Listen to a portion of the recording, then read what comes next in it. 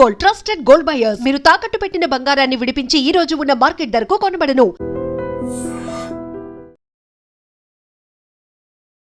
America Iran మధ్య మళ్ళీ ఉద్రిక్త పరిస్థితులు పెరుగుతున్నాయా? చాలా తెలివి తక్కువ పనిచేసింది ఇరాన్. మేము మళ్ళీ దాడులు చేస్తాం ఆయన మాట్లాడిన పరిస్థితి. శాంతి ఒప్పందం అన్నది ఇంకా జరగలేదు. ఎందుకంటే బయటకు వచ్చారంటే చాలు వాళ్ళ లొకేషన్ తెలిసిపోతుంది. ఈరోజు ఇరాన్ది పై చేయి ఉంది, గెలవలేదు. కానీ మరి ఎంఓయూలో ఈ టోల్ వసూలు గురించి ఎలాంటి ప్రస్తావన లేదా? అందులో ఈ టోల్స్ వసూలు చేయకూడదు. ఈ ట్రంప్ మాత్రం తలగొట్టుకుంటున్నాడు కదా, వద్దురానైనా ఆపరానైనా అని చెప్పి ఒక ట్రంప్ దానికి సొల్యూషన్ ఇవ్వట్లేదు కదా. ట్రంప్కిను నెతన్యాహుకి ఈరోజు ఉన్నటువంటి సిచ్యువేషన్ ఏంటి సార్? ట్రంప్ గారి పర్సనాలిటీలో ఒక వీక్నెస్ ఉంది. ఇరాన్ని ఖతం చేస్తేనే కానీ మేము స్టేబుల్గా ఉండలేమని చెప్పి వాళ్ళు గ్రహించారు. నమస్తే, welcome to I dream. America Iran మధ్య మళ్ళీ ఉద్రిక్త పరిస్థితులు పెరుగుతున్నాయా? హర్మోజ్ జలసంధిలో ఒక ఖరీదైనటువంటి వాణిజ్య నౌక మీద ఇరాన్ డ్రోన్ దాడి చేసింది. దానికి ప్రతీకారంగా అమెరికా కూడా దాడి చేసింది. మళ్ళీ కథ మొదటికే వస్తుందా? ఈ ఏదైతే శాంతి ఒప్పందం జరిగిందో మళ్ళీ ఉల్లంఘిస్తున్నటువంటి పరిస్థితి ఎందుకు వస్తుంది? ఏం జరగబోతుంది? దీని గురించి మాట్లాడదాం. రిటైర్డ్ ఆర్మీ ఆఫీసర్ వివి రావు గారు ప్రస్తుతం నాతో పాటు ఉన్నారు, మాట్లాడదాం. సార్ నమస్కారం. నమస్కారం. వివి రావు గారు, పశ్చిమాసియాలో మళ్ళీ కథ మొదటికి వచ్చినట్టుగా అనిపిస్తుంది. ఏంటి శాంతి ఒప్పందం జరిగిన దాడులు ప్రతిదాడులు? ట్రంప్ కూడా ఒక కామెంట్ చేశాడు, చాలా తెలివి తక్కువ పనిచేసింది ఇరాన్, మేము మళ్ళీ దాడులు చేస్తాం ఆయన మాట్లాడిన పరిస్థితి. ఏంటి సార్, ఏం జరుగుతుంది అసలు? ఫస్ట్ పాయింట్ అండి, శాంతి ఒప్పందం అన్నది ఇంకా జరగలేదు. జరగలేదా సార్? జరగలేదు. కేవలం తాత్కాలిక ఒప్పందం జరిగింది కదా? లేదు, అది ఎంఓయు అంటే మెమరాండమ్ ఆఫ్ అండర్స్టాండింగ్. అంటే శాంతి ఒప్పందం చేసుకుందామని చెప్పి దానికి ఒక అగ్రిమెంట్. అగ్రిమెంట్ అయింది. అగ్రిమెంట్ కాదు, శాంతి ఒప్పందం చేసుకుందామని ఒక అండర్స్టాండింగ్కి వచ్చారు అంతే. ఓకే. అంటే ఇప్పుడు మన అంటే ఈజియెస్ట్ ఎగ్జాంపుల్ చెప్పాలంటే మన స్టేట్ గవర్నమెంట్స్ ఇండస్ట్రియలిస్ట్ని పిలిచి ఇన్ని క్రోర్స్ అంటే 3.5 లక్షల కోట్లు పెట్టుబడి తీసుకొచ్చేస్తున్నామని చెప్తారు. కానీ దాని తర్వాత ఇండస్ట్రియలిస్టులు నిజంగా ఆ డబ్బులు కమిట్ చేశారా, వాళ్ళకి ఏరియాస్ ఇచ్చారా, ఫ్యాక్టరీస్ పెట్టారా, ఎంప్లాయ్మెంట్ వచ్చిందా అన్నది చాలా కదా మీకు తెలిసిందే. అందులో 10% 15% అయితే చాలా గొప్ప. అంటే 3.5 కోట్లు అని చెప్తే 30 కోట్లు వస్తే 30,000 కోట్లు వస్తే చాలు. అలాగా. ఓకే. అలాగా ఈ 60 days ముందర యుద్ధ విరామం జరిగింది. అందులో ఇజ్రాయెల్ పార్టిసిపెంట్ కాదు. ఇది పాకిస్తాన్ కావాలని చేయించింది ఒక ఇంటర్నెట్ థీమ్ కింద. అది యాక్చువల్గా బయటికి రావాలి ఇంకా. ఎందుకంటే పాకిస్తాన్కి ఇజ్రాయెల్కి పడదు, అందుకని ఇజ్రాయెల్ లేకుండా చేసింది. సో ఇజ్రాయెల్ గురించి ఈ యుద్ధం మొదలైంది. అవును. కోర్స్ ట్రంప్ గారి పర్సనాలిటీ కొన్ని క్యారెక్టరిస్టిక్స్ ఈ యుద్ధం మొదలవడంలో ఉన్నాయనుకోండి. అంటే వెనుజులాలో విపరీతమైన సక్సెస్, తర్వాత ఆయనకి ఉన్న ఒబామా గారి మీద హేట్, తర్వాత ఆయనకి ఉన్నది అంటే ఇక్కడ ఆయిల్ రిజర్వ్స్ బిజినెస్ గురించి ఇదంతా ఉందనుకోండి. కాకపోతే యుద్ధం ఇజ్రాయెల్ వల్ల మొదలైంది. అవును. ఎందుకంటే ఇజ్రాయెల్కి సాయం చేయడానికి అమెరికా ముందరకు వచ్చింది. అయితే ఎప్పుడైతే ముందర ప్లానింగ్ పకడ్బందీగా జరిగింది, 40-50 మందిని టాప్ లీడర్స్ని ఒక్క రోజులో అసాసినేట్ చేయడం, తర్వాత సర్ప్రైజింగ్గా వాళ్ళ ఎయిర్ ఫోర్స్ నేవీని నాకౌట్ చేసేయడం, 3 ఫ్లీట్లు తీసుకురావడం అమెరికన్ ఫ్లీట్స్ని. సో తర్వాత విపరీతంగా మిసైల్స్ వాటి మీద రడార్స్ మీద టార్గెట్ చేయడం, ఇవన్నీ బాగానే జరిగినాయి. మెయిన్ లీడర్ ఆయుతల్లాని చంపివేయడం జరిగింది, అసాసినేట్ చేయడం జరిగింది. ఆయన కొడుకు ఇప్పుడు కూడా బయటికి మీడియాలోకి రాలేదు ఇప్పుడు వరకు. ఉన్నాడంటారు సార్? అంతకుముందు మనం ప్రచారం ఉన్నట్టే అనుకోవాలి. ఎందుకంటే జూలై 9వ తారీఖుని మీటింగ్, అదే ఆయన ఆయుతల్లా అంత్యక్రియలు ఇంకా జరగలేదు. ఆయన అంత్యక్రియలకి డేట్ పెట్టారు. ఓకే. ఆ కార్యక్రమంలో ఆయన పాల్గొంటే బహుశా బయటకు వస్తాడు అనుకుంటున్నాం. ఆ రోజు కూడా కనిపించకపోతే ఏమనుకోవాలి? కనిపించడనే అనుకుంటున్నాను. ఎందుకంటే వీళ్ళందరికీ భయం ఒకటి పట్టుకుంది. ఇజ్రాయెల్ ఏ సర్ప్రైజ్ అటాక్ మీద అయినా సరే టాప్ లీడర్స్ని మళ్ళీ ఆ రోజున కూడా ఎలిమినేట్ చేస్తుందా? ఎందుకంటే బయటకు వచ్చారంటే చాలు వాళ్ళ లొకేషన్ తెలిసిపోతుంది. లొకేషన్ తెలిసిపోయిన తర్వాత అప్పుడు బయట పబ్లిక్లో చేయకపోయినా, మీడియా గ్లేర్లో చేయకపోయినా కానీ తర్వాత ఎక్కడికి వెనక్కి వెళ్తారో ట్రాక్ చేయగలరు. సో దానివల్ల అదొక విపరీతంగా భయం పట్టుకుంది. సో నన్ను అడిగితే ఈవెన్ మొస్తఫా ఖొమైనీ కూడా ఓన్లీ విజువల్లీ వస్తారు, టీవీ అదే టీవీ స్క్రీన్ ఆన్లైన్లో వస్తారు. ఎందుకంటే ఆయనకి ఎన్నో ఇంజరీస్ చాలా సీరియస్ అనుకుంటున్నాను, ఇంకా రిపేర్ అయ్యి ఉండదు పూర్తిగా. సో అందువల్ల ఏంటంటే ఆయన ఇలాగ వస్తారనుకుంటున్నాను. ఇప్పుడు ఇజ్రాయల్ ఏం చేసిందంటే ఇది 2 సంవత్సరాల నుంచి ఆలోచించింది మన మీద అటాక్ జరుగుతుందని. సో హార్ముజ్ జలసంధిని ఒకటి కీగా పెట్టుకుంది, ఎన్నుకుంది. తర్వాత ఐఆర్జీసీకి ఉన్న కమాండ్ కంట్రోల్ డీసెంట్రలైజ్ చేసేసింది 37 జిల్లాలకే.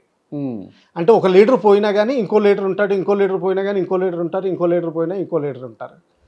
సో వాళ్ళ కోస్టల్ ఏరియాకు ఉన్న ఐఆర్జీసీ కమాండర్ని ఎలిమినేట్ చేసినా కానీ ఇంకో లీడర్ వెంటనే టేక్ ఓవర్ చేశాడు. అలాగే ఐఆర్జీసీ కమాండర్ని ఎలిమినేట్ చేసినా కానీ నెంబర్ 2 టేక్ ఓవర్ చేశారు. అలాగే 31 డిస్ట్రిక్ట్స్ కూడా ఇండిపెండెన్స్ ఇచ్చేశారు. తర్వాత వాళ్ళు ఏం చేశారంటే మిడిల్ ఈస్ట్లో ఉన్న దేశాలన్నిటికీ స్పష్టంగా చెప్పారు, మీరు అమెరికా అండ తీసుకుంటే మీకు సపోర్ట్ ఎవరు ఉండరని. మిసైల్స్ ఫైర్ చేసి, డ్రోన్స్ ఫైర్ చేసి సౌదీ అరేబియా, ఖతార్, యుఏఈ అన్నీ చేశారు. ఓకే. సో అందరికీ తెలిసిపోయింది అంటే అమెరికా మనల్ని రక్షించలేదని. సో దాదాపు చూస్తే ఈరోజు ఇరాన్ది పై చేయి ఉంది, గెలవలేదు కానీ పై చేయి ఉంది. సో వాళ్ళు ఏంటంటే ఎలాగా అణుబాంబు తయారు చేయాలో తెలుసుకోలేదు ప్రస్తుతానికి ఇంకొక 5 ఏళ్ల వరకు. సో దాన్ని పెండింగ్లో పెట్టేసి IAEA ఇన్స్పెక్టర్స్ని పర్మిషన్ ఇచ్చారు. హార్ముజ్ జలసంధిలో సడన్గా వాళ్ళకి ఫైనాన్షియల్ గెయిన్ కూడా కనిపిస్తుంది. బ్యారెల్కి $1 వసూలు చేసినా కానీ రోజుకి 20 లక్షల బ్యారెల్స్ హార్ముజ్ జలసంధి ద్వారా బయటకు వస్తాయనుకుంటే వాళ్ళకి $22 మిలియన్ రోజుకి ఇన్కమ్ వస్తుంది. సరే, ఇప్పుడు అక్కడ నౌకల ప్రయాణం మొదలైంది కదా, ఇప్పుడు ఏమైనా వసూలు చేస్తున్నారా వాళ్ళు? వసూలు చేస్తున్నట్టే లెక్క పెట్టుకోవాలి. ఆ వసూలు ఇవ్వనందుకే ఈ షిప్ మీద దాడి జరిగింది. ఓకే. ఈ ఖరీదైన వాణిజ్య నౌక కాబట్టి దీని నుంచి ఎక్కువ మొత్తం వస్తుందని ఎక్స్పెక్ట్ చేశారు. అది ఇవ్వనందుకు దాని మీద డ్రోన్ దాడి చేశారు. అయితే ఇది ఓన్లీ అగ్రిమెంట్ నుంచి ట్రంప్ ఒప్పుకోవట్లేదు కదా సార్ ఇక్కడ టోల్ వసూలు చేయటం. అవునండి, ఎందుకు ఒప్పుకుంటారు? ఎందుకంటే ఫిబ్రవరి 28 ముందర అక్కడ ఎవరు టోల్స్ వసూలు చేసేవారు కాదు. అవును. సో యుద్ధం అయిపోయిన తర్వాత టోల్స్ వసూలు చేస్తే మొత్తం యుద్ధం ఎయిమ్ ప్రపంచానికి అమెరికా ఎయిమ్ నెరవేరలేదు పూర్తిగా. ఇజ్రాయెల్ ఎయిమ్ అంటారు అసలు నెరవేరలేదు. ఇంకా ప్రపంచానికి ఎదురుగా కష్టం వచ్చింది. సో అందువల్ల international reputation as a universal super power అమెరికాకి దెబ్బతింటుంది. మరి MOUలో ఈ టోల్ వసూలు గురించి ఎలాంటి ప్రస్తావన లేదా? ఉంది. అందులో ఈ టోల్స్ వసూలు చేయకూడదని ఉంది. సో ఇరాన్ ఏం చేసింది, సరే టోల్స్ వసూలు చేయో కానీ ఇక్కడ జరుగుతున్న ప్రకృతి నుంచి కాపాడడానికి, డిజాస్టర్ మేనేజ్మెంట్కి, ఆయిల్ స్పిల్స్కి, ఎన్విరాన్మెంటల్ డ్యామేజ్కి, వీటన్నిటికీ కొంత నామినల్ సర్వీస్ ఛార్జ్ తీసుకుంటాం అంటున్నారు. అంటే రూట్ మార్చారు. అది ఏంటి, 3 దేశాలతోటి టైఅప్ చేస్తున్నారు. ఒకటి ఒమాన్, ఒకటి UAE. ఓకే. వీటితో టైఅప్ చేసి 3 దేశాలు ఛార్జ్ చేస్తున్నట్టు పెడుతున్నారు. అంటే ముగ్గురు పంచుకుంటారు. దాని డీటెయిల్స్ ఇంకా పైకి రాలేదు కానీ దాంతో డిస్కషన్స్ జరుగుతున్నాయి. ఇది ఒమాన్కి కూడా ఒప్పందంగానే ఉంటుంది, UAEకి కూడా బాగానే ఉంటుంది. ఇరాన్కి అయితే మొత్తం మీద మిడిల్ ఈస్ట్ మీద ఆధిపత్యం సంపాదించింది ఈ రోజు. ఓకే. ఒక షియా దేశం, పవర్ఫుల్ సౌదీ అరేబియా, సున్నీ దేశం ఉన్నా కానీ ఆధిపత్యం సంపాదించింది. ఇప్పుడు హిజ్బుల్లాకి, హమాస్కి, హౌతీస్కి $5 బిలియన్ల సపోర్ట్ చేస్తున్నట్టు ఎక్విప్మెంట్ ద్వారా, ట్రైనింగ్ ద్వారా, రాకెట్స్ ద్వారా, మిసైల్స్ ద్వారా హెల్ప్ చేస్తుంది. సో అంటే ఏంటంటే ఇజ్రాయెల్ని ఫినిష్ చేయాలని పెట్టుకుంది. ఓకే. ఇజ్రాయెల్లో ఇప్పుడు ఈ సంవత్సరం ఎలక్షన్స్ జరగాలి. అందులో నెటాన్యాహు గారికి రేటింగ్ చాలా తక్కువ ఉంది, ఎందుకంటే ఆయన మీద కరప్షన్ కేసులు ఉన్నాయి ముందర దేశంలో. ఎక్స్టర్నల్గా హ్యూమన్ రైట్ వయోలేషన్కి International Court of Justice arrest warrant issue చేసింది. దానివల్ల మెంబర్స్ ఎవరైనా ఉంటే ఇంటర్నేషనల్ కోర్ట్ ఆఫ్ జస్టిస్లో ఇజ్రాయెల్ మెంబర్ కాదు, వాళ్ళు వాళ్ళ దేశానికి వస్తే, నెటాన్యాహు వస్తే వాళ్ళని అరెస్ట్ చేయాల్సిన అవసరం ఉంది. ఓకే. అందుకని ఆయన ఆ దేశాలకు వెళ్ళట్లేదు. అమెరికా సిగ్నేటరీ కాదు, ఆయన అక్కడికి వెళ్ళిపోతారు. ఇప్పుడు ఈ డాలర్స్ ఇదంతా సపోర్ట్ తర్వాత ఇంటర్నల్గా మొన్న 1 వీక్ 10 డేస్ బ్యాక్ జరిగిన సర్వే ప్రకారం 78% ఇజ్రాయలీస్ నెటాన్యాహు గోల్స్ రీచ్ అవ్వలేదని చెప్పి వాళ్ళ అభిప్రాయం. అంటే ఇంకా హిజ్బుల్లా మీద దాడి జరగాల్సిందే. ఓకే. ప్రజలు అసంతృప్తిగా ఉన్నారు కాబట్టి వీడు నిర్ణయం తీసుకోక తప్పదు. ఇంకా అటాక్ చేసే మూడ్లోనే ఉన్నాడు. ఓకే. అది వాళ్ళ డిఫెన్స్ మినిస్టర్ కూడా స్పష్టంగా చెప్పారు. కానీ ట్రంప్ మాత్రం తలగొట్టుకుంటున్నాడు కదా, వద్దురానైనా ఆపరానైనా అని చెప్పి ఒక ట్రంప్ దానికి సొల్యూషన్ ఇవ్వట్లేదు కదండి. ఎందుకంటే మధ్యలో ఈ ఫిబ్రవరి 28 ముందర డిసెంబర్ నెలలో ఆయన హమాస్ని డిసామ్ చేయడానికి ఒక ఇంటర్నేషనల్ ఫోర్సు అమెరికా నాయకత్వంలో ఇజ్రాయెల్లో పెడతానని చెప్పారు. దానికి $18 బిలియన్ కమిట్మెంట్ కూడా ఇచ్చారు. పాకిస్తాన్ 2 బ్రిగేడ్స్ ఆర్మీ పంపించాల్సింది అక్కడికి. అసలు పాకిస్తాన్ ఇజ్రాయెల్ని రికగ్నైజే చేయదు. అక్కడికి ఎలా పంపిస్తారని చెప్పి అందరూ ఆశ్చర్యపోతున్నారు. తర్వాత జపాన్ ఇంకొక $8-9 బిలియన్ల పోగు చేయాల్సింది హమాస్ వల్ల డ్యామేజ్ జరిగిన గాజా స్ట్రిప్ని రీకన్స్ట్రక్ట్ చేయడానికి. అయితే ఇంకో ప్రాబ్లం ఉందండి. ఇజ్రాయెల్ నార్త్లో ఎవరైతే సెటిలర్స్ ఉన్నారో వీళ్ళందరినీ మన హైదరాబాద్ నుంచే ప్రీ కన్స్ట్రక్టెడ్ హోమ్స్ ఎన్సిఎల్ వాళ్ళు వీళ్ళు తయారు చేస్తారంటే ఫ్యాబ్రికేటెడ్ హోమ్స్ ఉంటాయి. కేవలం ఐరన్ రాడ్స్ కొంచెం సిమెంట్లో బిగిచ్చేసి చుట్టూరు షీట్లు బిగిచ్చేసి ఒక ఇల్లు తయారు చేసేస్తారు. ఇవన్నీ తీసుకెళ్ళి అక్కడ ప్రీ ఫ్యాబ్రికేటెడ్ హట్స్ కట్టి చాలామందిని సెటిల్ చేశారు. హెజ్బుల్లా వాళ్ళని బతకనివ్వదు. అందుకని చెప్పి ఇజ్రాయెల్ 10 కిలోమీటర్స్ బఫర్ జోన్ పెట్టుకుంది లెబనాన్లో గవర్నమెంట్ తోటి అగ్రిమెంట్లో. అంటే 10 కిలోమీటర్స్ వరకు ఇజ్రాయెల్ ఆర్మీ ఫ్రీగా ఆపరేట్ చేస్తుంది. వాళ్ళు ఆపరేట్ చేస్తున్నారు. ఇప్పుడు ఏంటంటే వాళ్ళ ఎయిమ్ ఏంటంటే లిటానీ అని ఒక రివర్ నార్త్ ఈస్ట్ నుంచి నార్త్ వెస్ట్ లెబనాన్లో ప్రవహిస్తుంది. అది మధ్యలో పైకి అంటే సముద్రంలో కలిసిపోతుంది. ఓకే. దానికి తూర్పునున్న ప్రాంతానికి సిరియా ఇటు జోర్డన్ కలుస్తాయి, గోలన్ హైట్స్ ఇవన్నీ ఏరియా. ఈ ఏరియా అంతా ఇజ్రాయెల్ తన కంట్రోల్లో పెట్టుకోవాలని చూస్తుంది. హెజ్బుల్లాని ఓన్లీ ఈ నార్త్ వెస్ట్ ఏరియా ఆఫ్ లెబనాన్లో కన్ఫైన్ చేయాలని చూస్తుంది. ఇప్పుడు హెజ్బుల్లా అన్నది ఒక పొలిటికల్ పార్టీ కూడా లెబనాన్లో. వాళ్ళకి మెంబర్స్ ఆఫ్ పార్లమెంట్ కూడా ఉన్నారు. అంటే ఏంటంటే గవర్నమెంట్లో వాళ్ళకి సే ఉంది. వాళ్ళని కంటైన్ చేయడానికి హెజ్బుల్లా మీద అటాక్ చేస్తూనే ఉన్నారు. ఇటు ఈ మధ్యలో హమాస్ది ఇంకా కొంతవరకు డిస్కవర్ చేస్తూనే ఉన్నారు. కొత్త టన్నెల్స్, మొన్న మధ్యన ఒక హాస్పిటల్ కూడా డిస్కవర్ చేశారు.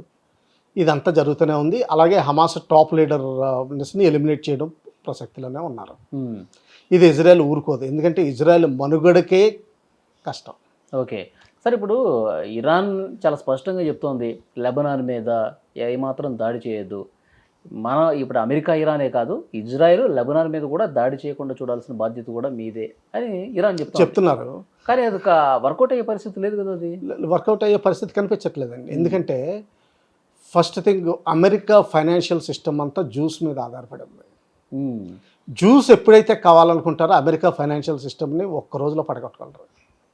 ఇన్ఫ్యాక్ట్ కొంతమంది అమెరికన్స్ నవ్వుతా ఏమంటారంటే, మాకున్న ప్రధాన శత్రువు మిడిల్ ఈస్ట్లో ఏయో దేశాలు, ఇరాక్, ఇరాన్ ఇటువంటివి కాదు, ఇజ్రాయెల్. ఎందుకంటే మిగతా దేశాలు మమ్మల్ని పడగొట్టలేవు, ఇజ్రాయెల్ మాత్రం మమ్మల్ని ఒక్క రోజులో ఫైనాన్షియల్ సిస్టమ్ బ్రేక్ చేసి పడగొట్టేయగలదు అని వాళ్ళు అంటారు. అందుకనే వాళ్ళ లాబీ సిస్టమ్ అక్కడ చాలా పవర్ఫుల్ సిస్టమ్. ఇప్పుడు ట్రంప్కిను నెతన్యాహుకి ఈరోజు ఉన్నటువంటి సిచ్యువేషన్ ఏంటి సార్? ట్రంప్ గారి పర్సనాలిటీలో ఒక వీక్నెస్ ఉంది. ఒబామా ఏది చేసినా కానీ ఆయనకి నోబెల్ ప్రైజ్ చేస్తే నాకు కూడా నోబెల్ ప్రైజ్ కావాలి.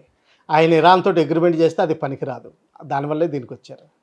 నెతన్యాహు గారితో బిజినెస్ మైండ్ కాబట్టి, జ్యూస్ కూడా generally by and large business mind కాబట్టి, బిజినెస్లో టాప్ మెన్ కాబట్టి వాళ్ళకి ఫేవరబుల్గా ఉంటారు. అందుకనే నెతన్యాహు గారు ట్రంప్ని కన్విన్స్ చేసి యుద్ధానికి తీసుకురాగలిగారు. అయితే ఇప్పుడు ఇరుక్కుపోతున్నామని ఎప్పుడైతే అర్థమైందో ట్రంప్ గారు వెనక్కి వెళ్ళాలని చూస్తున్నారు. అది వీలు పడట్లేదు. ఎందుకంటే నెతన్యాహు గారికి ఆపోజిషన్లో వస్తుంది. ఇప్పుడు ఇజ్రాయెల్ ఇందాక మనం అనుకున్నట్టుగా ఒకవేళ అవసరం వస్తే అమెరికాని కూడా ఖాతరు చేయరు వాళ్ళు. ఇజ్రాయెల్ అంటే అమెరికా సపోర్ట్ లేకుండానే కొడుతుందా? చేయడానికి కొంచెం కష్టంగా ఉంటుంది. ఎందుకంటే మిలిటరీ ఎక్విప్మెంట్ ఇంకా అమెరికా మీద ఆధారపడి ఉన్నారు చాలా వరకు. అది నిన్న మధ్యన కొంత డిలేకి ఆర్డర్స్ వచ్చినాయి, డిలే చేస్తున్నారు అమెరికా కావాలని.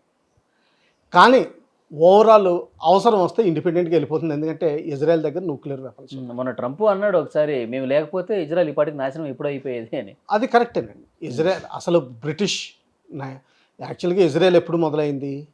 1900s ఎప్పుడైతే టర్కిష్ సుల్తనేట్ పడిపోవడం మొదలుపెట్టిందో అప్పుడు ఎందుకంటే లాస్ట్ 1238 కావాలి టర్కిష్ సుల్తనేట్ మొదలైంది. బేసికలీ ఆ ఏరియాస్ అప్పటి వరకు ఉన్న బైజెంటైన్ ఎంపైర్ అంటే రష్యా నుంచి వచ్చిన బైజంటైన్ ఎంపైర్ని పడగొట్టి వాళ్ళు పైకి వచ్చారు.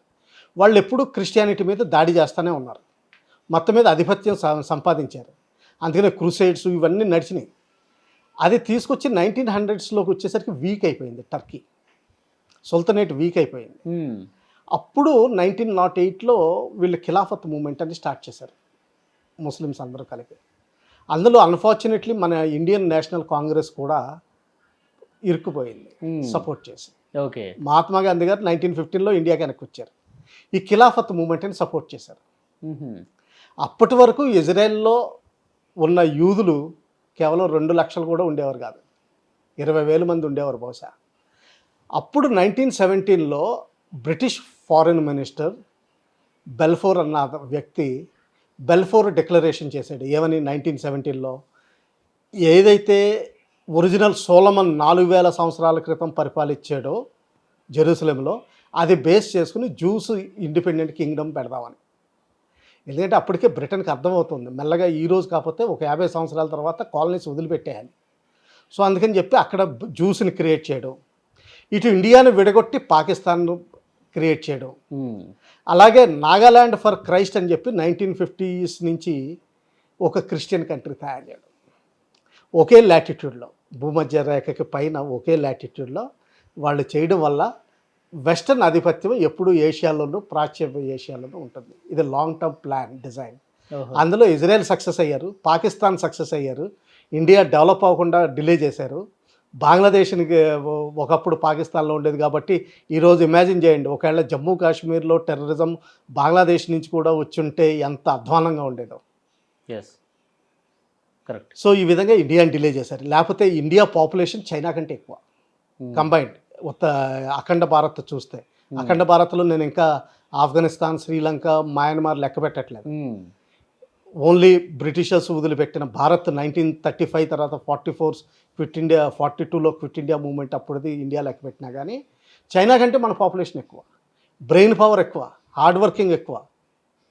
ముస్లిం లోకల్ క్యాడర్స్ ఉన్నారు చూసారా, కార్పెంటర్ కానీ వీళ్ళు కానీ చాలా మంచి పని చేస్తారు.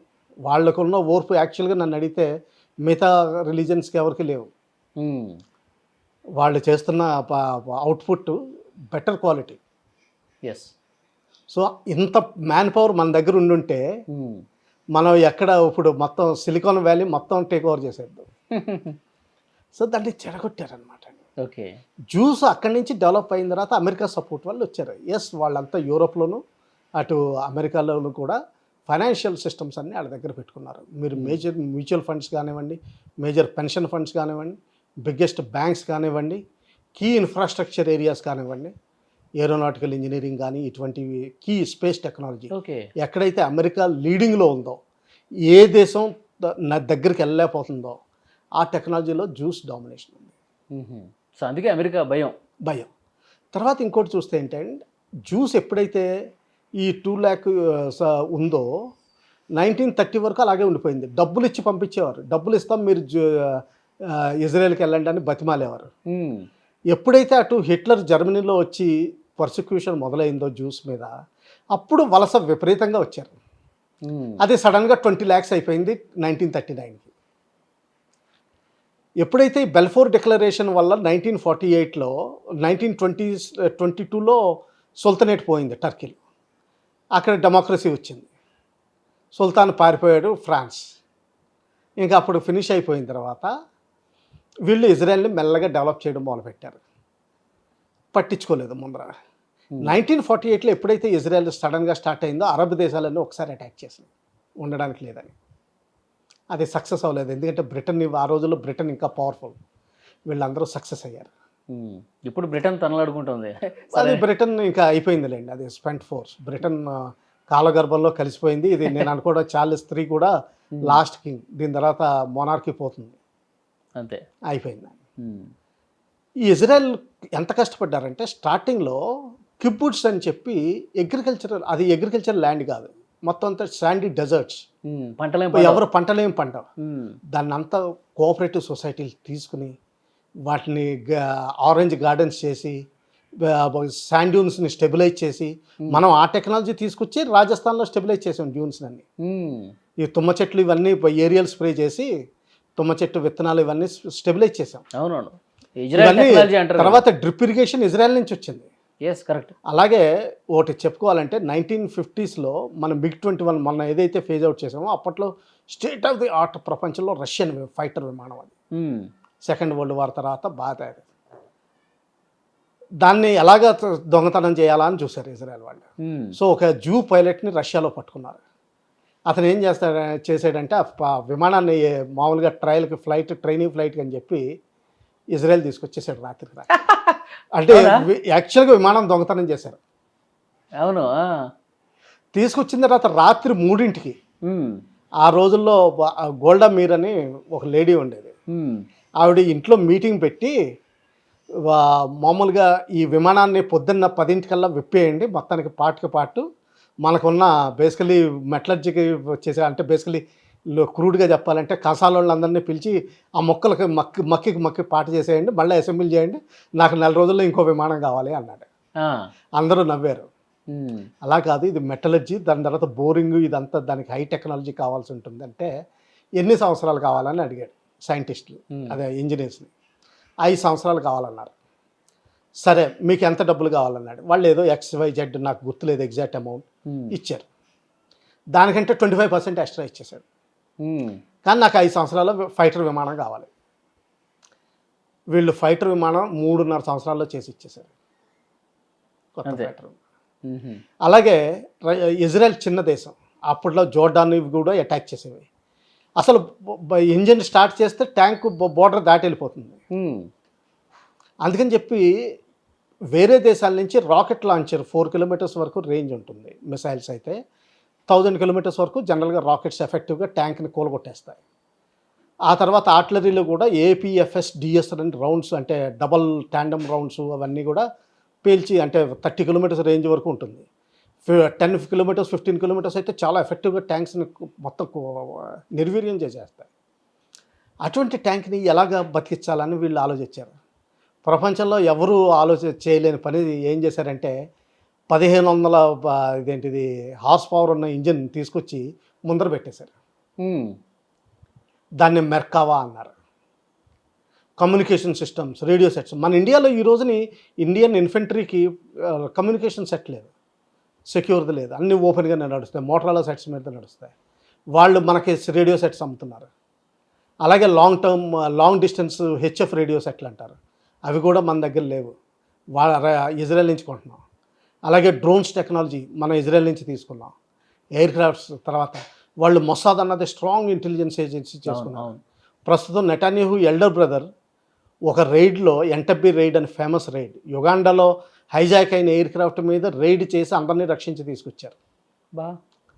యుగాండా వెళ్ళి ఆ ఆపరేషన్లో చనిపోయాడు. అందులో నెటాన్యాహు కూడా ఉన్నాడు, అంటే ఇతను పారా కమాండో. అటువంటి ఆపరేషన్స్ వీళ్ళందరూ చేశారు. తర్వాత వాళ్ళకి ఏంటంటే 1971లో ఈజిప్ట్ పెద్ద కెనాల్ కట్టింది, దాని చుట్టూరు. అందులో ట్యాప్ ఓపెన్ చేస్తే చాలు డీజిల్ వెళ్ళిపోయే విధంగా, దాని మీద నిప్పంటిస్తే మొత్తం కెనాల్ అంతా మండిపోయే విధంగా దాని చుట్టూరు మొత్తం ప్రతి 50 మీటర్లకి బంకర్లు కట్టేశారు, అంటే ట్యాంకులతోటి పేల్చినా కానీ పేలని. వీళ్ళు ఎప్పుడైతే పండగ చేసుకుంటున్నారో యామ్ కిప్పూర్ అని ఒక పండగ ఉంటుంది, ఆ రోజున మొత్తం దేశం అంతా సెలవు ఉంటుంది. ఆ రోజు రాత్రి మొత్తం ఈ అరబ్ దేశాలన్నీ మళ్ళీ అటాక్ చేసింది. మొత్తం వీళ్ళు సినాయ్ డెజర్ట్లోంచి ఈజిప్ట్ వచ్చేసింది లోపలికి, మొత్తం తిరగొట్టారు. ఓకే, మళ్ళీ ఈజిప్ట్లోకి వెళ్ళిపోయారు. అప్పటి నుంచి 77లో అప్పుడు జిమ్మీ కార్టర్ ఆధ్వర్యంలో క్యాంప్ డేవిడ్ అని చెప్పి ట్రీటీ ఇవన్నీ చేశారు. సో దానివల్ల ఏంటంటే డేవిడ్ అకార్డ్స్ అని ఈరోజు కూడా అంటారు. అంటే ఏంటంటే ఇజ్రాయెల్ రికగ్నైజ్ చేసి ఇజ్రాయెల్ తోటి ఫ్రెండ్లీగా ఉండమని. మన దేశం ఏమంటుందంటే ఇండియా ఒకప్పుడు మధ్యలో ఈ క్యాంప్ డేవిడ్ దాంట్లోనే 2 స్టేట్ థియరీ అని వచ్చింది. 2 స్టేట్ థియరీ అంటే ఏంటంటే పాలెస్టీన్ ఒక దేశం ఉంటుంది, ఇజ్రాయెల్ ఒక దేశం ఉంటుంది. వాళ్ళకి కామన్ రాజధాని కింద జెరూసలేం. మన తెలంగాణ ఆంధ్ర ఒకప్పుడు మీటింగ్ చూసుకుంటే హైదరాబాద్ కామన్ ఎలాగుందో అలాగే జెరూసలేం కామన్గా ఉంటుంది, పాలెస్టీన్ తోటి సంబంధం లేకపోయినా. అయితే పాలెస్టీన్ ఏంటంటే 2 ముక్కల్లో ఉంది. అప్పటి వరకు యాసర్ అరాఫత్ అని ఒక లీడర్, వాళ్ళు కూడా మ్యూనిక్ ఒలింపిక్స్లో వీటిలో చాలా టెర్రరిస్ట్ యాక్టివిటీలు చేశారు. వాళ్ళు పొలిటికల్ సైడ్కి వచ్చి అగ్రిమెంట్కి వచ్చి ఫైనల్గా పాలెస్టైన్ లిబరేషన్ ఆర్గనైజేషన్ సరెండర్ అయిపోయి గవర్నమెంట్ ఫామ్ చేశారు. అయితే ఇజ్రాయెల్ వాళ్ళని అడనవదు, అందులో కూడా ఉంది. అయితే ఈ పిఎల్లో ఇలా శాంతియుతంగా వెళ్ళిపోయిందని చెప్పి, అంటే ఇప్పుడు మన కమ్యూనిస్ట్ పార్టీ తీసుకుంటే కమ్యూనిస్ట్ పార్టీ తర్వాత కమ్యూనిస్ట్ పార్టీ మార్క్సిస్ట్ వచ్చింది. మా కమ్యూనిస్ట్ పార్టీ మారిపోతుందని చెప్పి 80s communist party Marxist Leninist వచ్చింది. అది కూడా ఫెయిల్ అయిపోతుందని చెప్పి 90s కమ్యూనిస్ట్ పార్టీ మావోయిస్ట్ వచ్చింది. మన ప్రస్తుతానికి నక్సలైట్ వాళ్ళని అంటాం మావోయిస్ట్. ఒరిజినల్ 1962 నుంచి కమ్యూనిస్ట్ పార్టీ 1935లో వచ్చిన 25 కావాలి కమ్యూనిస్ట్ పార్టీ మన ఇండియాలో వచ్చింది. అది 62లో విడిపోయి ఇలాగ అయింది. అలాగా పిఎల్లో నుంచి హమాస్ అభివృద్ధించింది. వాళ్ళు మాటలు పిఎల్లో గవర్నమెంట్ మాటలు ఎన్నరు, అంటే పాలెస్టైన్ లిబరేషన్. ఓకే, 2 సంవత్సరాలు యాక్చువల్గా నన్ను అడిగితే పాలెస్టైన్ రాజనీతి వాడట్లేదు. వాళ్ళు రాజనీతి వాడి ఓ 15 సంవత్సరాలు ఖాళీగా కూర్చోవాలి, దేశాన్ని డెవలప్ చేసుకోవాలి. స్కూల్స్, మెడికల్ కేర్, తర్వాత అగ్రికల్చర్, రేర్ ఎర్త్స్, ఇటువంటి వాటిల్లో ఫోకస్ చేయాలి. చేసిన తర్వాత అప్పుడప్పుడు ఒక అవకాశం దొరుకుతుంది ప్రతి చోట. ఎంతైనా సరే ఇప్పుడు మన ఇండియా కూడా చెప్పుకోవాలంటే నిజంగా 4 వీక్ ప్రైమ్ మినిస్టర్స్ వచ్చారు మధ్యలో. One is Morarji Desai, second one IK Gujral, Charan Singh, Chandrashekhar, VP Singh. వీళ్ళ టైంలో మన బంగారాన్ని తాకట్టు పెట్టి అప్పు తెచ్చుకోవాల్సి వచ్చింది. చంద్రశేఖర్ గారి టైంలో అదే బంగారం ఇప్పుడు మళ్ళీ వెనక్కి తీసుకొచ్చారు. ఇప్పుడు లండన్లో పెట్టిన బంగారం, తాకట్టు పెట్టిన బంగారం. ఓకే, అంటే వీక్నెస్ కొన్ని దేశాలకు వస్తాయి. టైం అట్లా వస్తుంది. ఆ టైంలో పాకిస్తాన్ నిజంగా అటాక్ చేసి ఉంటే మనం బహుశా లొంగిపోయి ఉండేవాళ్ళు ఐకే గుజరాల్ గారి టైంలో. అవునా? ఎస్, ఆయన మొత్తం రాని డిస్మాంటిల్ చేసి పడేశాడు. బా, రా వాళ్ళంతా కాంప్రమైజ్ అయిపోయారు. అప్పుడే ట్రాక్ టు డిప్లొమసీ మొదలైంది, ఇండియాకి పాకిస్తాన్కి సంధి అంటారు. సో ఆ వీక్నెస్ కోసం వెయిట్ చేయాలన్నమాట. వాళ్ళు అలా వెయిట్ చేయకుండా October 23 7th October 23 చేశారు. ఎప్పుడైతే 7th October 23 జరిగిందో ఇజ్రాయెల్ సర్ప్రైజ్లోకి వెళ్ళింది. గోల్డెన్ ఐరన్ డోమ్ ఉంది, అన్నీ ఉన్నాయి, ప్రొటెక్ట్ చేయలేకపోయారు. దాదాపు 1200 మంది పోగొట్టుకున్నారు. ప్రిజనర్స్ ఆఫ్ వార్ మొన్నటి వరకు ఫిబ్రవరి వరకు ఉండేవారు. దాదాపు 35 prisoners of war, prisoners, civil prisoners. War కూడా అనలేవు. వార్ అంటే ఏంటంటే వాళ్ళు మిలిటరీ వాళ్ళు అయి ఉండాలి, రికగ్నైజ్డ్ నెంబర్ ఉండాలి, యూనిఫామ్ ఉండాలి, డిస్టింక్ట్ ఐడెంటిటీ ఉండాలి, ఒక గుర్తు. అందుకనే ఇక్కడ గుర్తు పెట్టుకుంటారు. అది ఉంటేనే మీకు మిలిటరీ ప్రిజనర్స్ ఆఫ్ వార్ కింద లెక్క. వీళ్ళందరూ సివిలియన్స్. దీనివల్ల ర్యాటిల్ అయిపోయి ఇరాన్ని ఖతం చేస్తేనే కానీ మేము స్టేబుల్గా ఉండలేమని చెప్పి వాళ్ళు గ్రహించారు. ఓకే, అందుకని చెప్పి వాళ్ళు ముందర హమాస్ని ఫినిష్ చేయాలని చూశారు. తర్వాత హిజ్బుల్లా మీద పడ్డారు. మధ్యలో హౌతీస్ రంగంలోకి వచ్చారు. ఇప్పుడు సైలెంట్గా ఉన్నారు. లాస్ట్ ట్రంప్ కార్డ్ ఇరాన్కి వాళ్ళు వాడతారు. ఈ మధ్యలో ఇరాన్ 1979 ఎప్పుడైతే ఆయోతల్లా వెనక్కి వచ్చారో వాళ్ళకి డౌట్ వచ్చింది, ఒకవేళ ఇటువంటి పరిస్థితులు అమెరికా ఏమన్నా చేయాలని చూస్తే వెస్టర్న్ కంట్రీస్ ఏం చేయాలి. అందుకని ఐఆర్జీసీ ఫామ్ చేశారు. వాళ్ళకి ఆర్మీ, నేవీ, ఎయిర్ ఫోర్స్ ఉన్నాయి. దీనిపైన మత గురువుల్ని ప్రొటెక్ట్ చేయడానికి ఐఆర్జీసీ ఫామ్ చేశారు. వీళ్ళందరూ ఛాందసవాదులు. అఫ్కోర్స్ షియాస్ సున్నీస్ కంటే కొంచెం బెటరే. సో ఆ విధంగా వీళ్ళు మత ఛాందసవాదులు, వాళ్ళు ప్రొటెక్ట్ చేస్తున్నారు. వాళ్ళు ఈ రోజున ఇండిపెండెంట్గా ఉన్నారు. సో అందుకని ఇరాన్ది ఈ రోజున పై చేయి ఉంది. అమెరికా బయటకు వెళ్ళిపోవాలి, వాళ్ళ ఫ్లీట్స్ అన్నీ తైవాన్ దగ్గరికి వెళ్ళిపోవాలి. లేకపోతే ఇప్పుడు చైనా తైవాన్ మీద అటాక్ చేసే ఈ అవకాశం దొరుకుతుంది. చైనా గేమ్ ఏమో వాడుతుంది, ముందర ఇండియా మీద గెలవాన్లో అటాక్ చేసింది. అది ఊరికనే అటాక్ చేయలేదు, ఊరికనే ఏదో కొంత ఏరియా దొరుకుతుంది. అదే ఏరియా ఎందుకు పనికిరాదు, అదేం పెద్ద స్ట్రాటజిక్ అడ్వాంటేజ్ ఏమీ లేదు. అది ఎందుకు చేసిందంటే వాళ్ళని మిలిటరీలీ, టాక్టికల్లీ, తర్వాత స్ట్రాటజికల్లీ, డిప్లొమాటికల్లీ, పొలిటికల్లీ వాళ్ళ ఓన్ టెస్టింగ్ చేసుకుంటున్నారు. ఎందుకంటే నిజమైన ఫర్మిడబుల్ ఎనిమీ ఇండియానే. Vietnam, Cambodia, Laos, Thailand, Burma ఇవన్నీ ఉన్నాయంటే చిన్న చిన్న దేశాలు, ఫిలిప్పీన్స్, ఇవన్నీ పెద్ద ఎనిమీ కాదు. India worth while enemy. మన మీద టెస్టింగ్ చేశారనమాట. అందులో కొంత మిలిటరీలీ పోయారు, పొలిటికల్లీ కూడా పోయారండి. ఇదంతా తైవాన్ గురించి 5 ఏళ్ల నుంచి ప్రాక్టీస్ చేసుకుంటూ వస్తున్నారు. ఇరాన్లో కూడా ఇప్పుడు వాళ్ళు ప్రాక్టీస్ చేసుకున్నారు. సార్ తైవాన్ మీద ఎప్పుడు టైం చూసి కొట్టే అవకాశం? 2027 వాళ్ళ 5 year ప్లాన్ ప్రకారం 2027. అవునా? సమీపిస్తుంది సమయం. 2017 వరకు ఎకనామికల్లీ డెవలప్ అవడం. 2018లో అమెరికా కంటే ఎక్కువ ఆటోమొబైల్ ప్రొడక్షన్ అన్నది ఒక ఇండికేటర్ కింద లెక్క పెడతారు ఇండస్ట్రియలైజేషన్లో మీరు డెవలప్ అయ్యారా లేదా అన్నది. అది 2018లో అచీవ్ చేశారు, అమెరికన్ బీట్ చేసేసారు. ఇప్పుడు చిప్స్ తర్వాత మా రేర్ ఎర్త్స్ వీటిలో కంట్రోల్ తీసుకుని తర్వాత శాటిలైట్ టెక్నాలజీ ఏది కానివ్వండి అన్నిటికీ కాపీ చేస్తారు, రివర్స్ ఇంజనీరింగ్ చేస్తారు. రివర్స్ ఇంజనీరింగ్ అంటే ఇందాక మనం ఇజ్రాయెల్ వాళ్ళు అనుకున్నట్టుగా విమానం దాన్ని రివర్స్ ఇంజనీరింగ్ అంటారు. అంటే ఏదైనా మెషిన్ తీసుకొచ్చి దాన్ని బ్రేక్ డౌన్ చేసి మళ్ళీ తిరిగి మనం కట్టుకోవడం. అంటే అప్పుడు అందులో ఏమన్నా అన్నీ చేసుకుని రివర్స్ ఇంజనీరింగ్ అంటాం. ఆ రివర్స్ ఇంజనీరింగ్లో చేసి చాలా చేస్తున్నారు. అందుకనే వాళ్ళ ఫైటర్ ఎయిర్ క్రాఫ్ట్ అవన్నీ వీక్గా ఉంటాయి, మిసైల్స్ కూడా క్వాలిటీ ఉండవు. అందుకనే క్వాలిటీ ఉండదు కానీ బేసికలీ క్వాంటిటీ మాత్రం ప్రొడ్యూస్ చేయగలుగుతారు. సో ఇప్పుడు అమెరికాకి ఏం భయం పట్టుకుంది, తైవాన్ మీదకి వెళ్తే ఇప్పుడు ఇక్కడ ఇరాన్లో ఇరుక్కుపోతుంది. అందుకని 3 అక్కడి నుంచి వచ్చిన ఓ ఫ్లీట్ వచ్చింది. తర్వాత 3rd మెరీన్ కోర్ వచ్చింది. అంటే ఒకవేళ ఇక్కడ హార్ముజ్ జలసంధి ఓపెన్ చేయకపోతే 2 ఐలాండ్స్ ఉన్నాయి, ఆ 2 ఐలాండ్స్ని పట్టుకోవడానికి మెరీన్ ఫ్లీట్ తీసుకొచ్చారు. సో అది అక్కడి నుంచి ఎవాక్యువేట్ అయిపోయింది తైవాన్ నుంచి, అది ఇప్పుడు వెనక్కి తీసుకెళ్ళాలి. అందుకని చెప్పి అమెరికా తపన ఈ 60 రోజులు ఇలాగ ఏదో ఒకటి జరుగుతూనే ఉంటాయి. మనం పెద్దగా ఇప్పుడు ఆందోళన చెందాల్సిన అవసరమే లేదు, ఇది రొటీన్ అనుకోండి. మన లైన్ ఆఫ్ కంట్రోల్ మీద ఇప్పుడు నౌకలు ఫ్రీగా బయటకు రావటం, మన దేశానికి రావాల్సిన ఇతర దేశాలకు వెళ్ళాల్సిన అంత ఫ్రీ మూవ్మెంటే ఉంటుంది అంటారా? ఫ్రీ మూవ్మెంట్ అంటున్నారు కానీ అందరూ భయపడతా వస్తూనే ఉన్నారు. అంతకుముందు ఫ్రీ ఫ్లో జరిగినట్టు ఇప్పుడు జరగట్లేదు. మన ఇండియా మొన్న 35 షిప్లు ఎన్నో తొందరగా తీసుకొచ్చేసింది, కానీ ఇంకా లోపల 500 షిప్లు మిగిలిపోయినాయి. ఇప్పుడు పెంచిన గ్యాస్ ధరలు కూడా తగ్గించేస్తాం, మళ్ళీ నార్మల్గానే ఉంటాయని కూడా ఒక ప్రకటన. కానీ ఏంటంటే అండర్ హ్యాండ్ ఇప్పుడు ఏమవుతుందంటే ఈ షిప్స్ ఇవన్నీ కూడా చాలాసార్లు హైజాక్ అవుతాయి, దాన్ని ఏమంటారు సీ పైరసీ అంటారు. ఇవన్నీ అప్పుడు ఏం చేస్తారంటే వీళ్ళు అండర్ హ్యాండ్ డబ్బులు కట్టేస్తారు. సో అండర్ హ్యాండ్ ఇరాన్కి డబ్బులు కడుతున్నట్లు లెక్క. అమెరికా మనం కూడా కడతాం, మనకి ఇరాన్కి సత్సంబంధాలు ఉన్నాయి, అందుకని మనం కట్టట్లేదు అనుకోవాలి. అందుకనే మన ప్రైమ్ మినిస్టర్ని కూడా పిలిచారు 9వ తారీఖుని. ఇప్పుడు ఆయన నేను అనుకోండి ఆయన సొంతానికి వెళ్ళరు, వేరే జయశంకర్ గారిని ఎవరినో పంపిస్తారు. అంటే భారత ప్రాతినిధ్యం ఉంటుంది కార్యక్రమంలో, ఉంటుంది 100% ఉంటుంది. ఇదేమన్నా మనసులో ఏమన్నా పెట్టుకునే అవకాశం ఉందా వీళ్ళు?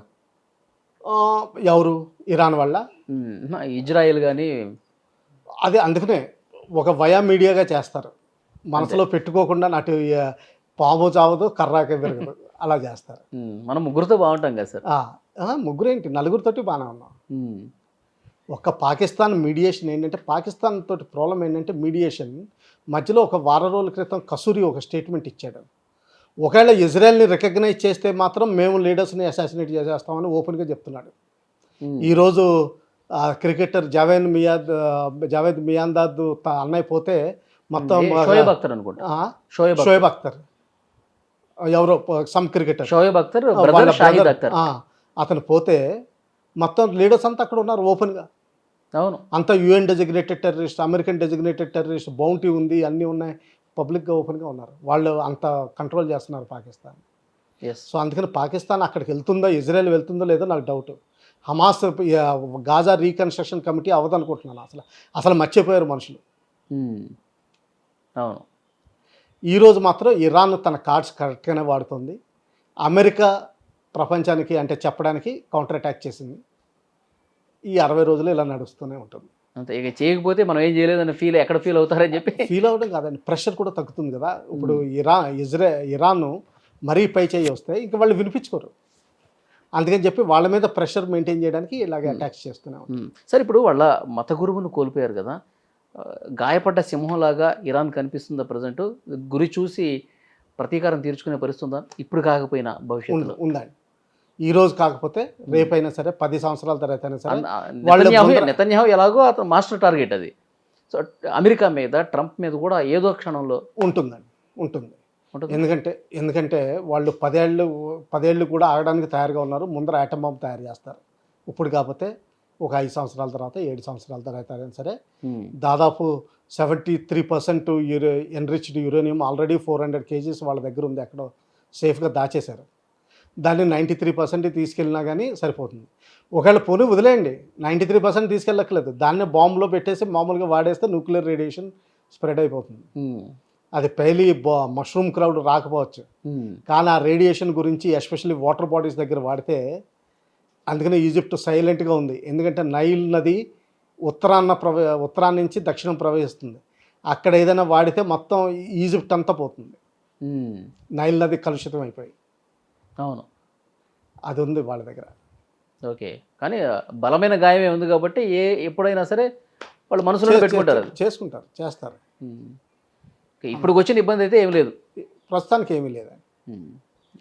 చూద్దాం సార్, నెక్స్ట్ పరిణామాలు ఎట్లా ఉంటాయో మాట్లాడదాం. Thank you very much. నమస్తే.